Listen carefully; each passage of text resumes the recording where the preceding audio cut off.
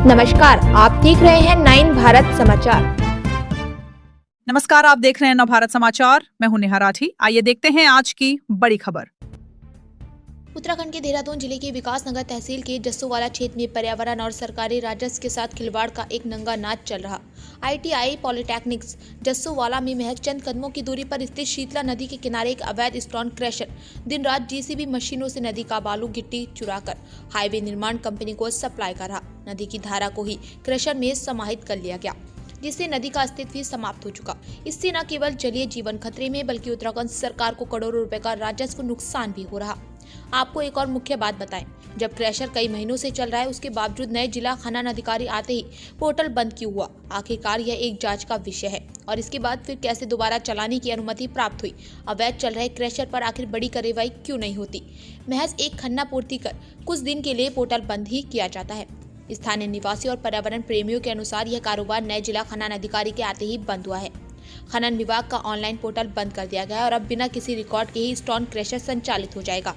रात के अंधेरे में ट्रक लोड हो जाते हैं और हाईवे प्रोजेक्ट के नाम पर सामग्री बेची जाती है, लेकिन सरकार को एक पैसा भी नहीं मिलता।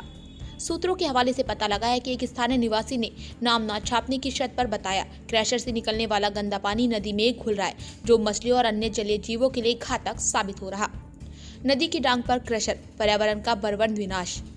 जस्सोवाला में शीतला नदी आसन नदी में मिलती है, जो क्षेत्र की प्रमुख जल स्रोत है, लेकिन यहाँ नदी के किनारे बने स्टोन क्रशर ने नदी की धारा को ही कब्जा लिया। JCB मशीनें दिन रात नदी से RBM रोड बेस्ड मटेरियल निकाल रही हैं, जिसे क्रशर में प्रोसेस कर हाईवे कंपनी को बेचा जा रहा। तस्वीरों में साफ दिखाई देता है कि नदी का प्राकृतिक स्वरूप ही नष्ट हो चुका। इस खबर के बाद क्या संबंधित विभाग कार्रवाई करता है या वही गांधी जी के 3 बंदर की तरह काम करता है? क्या कहते हैं अवैध खनन पर SDM विकासनगर?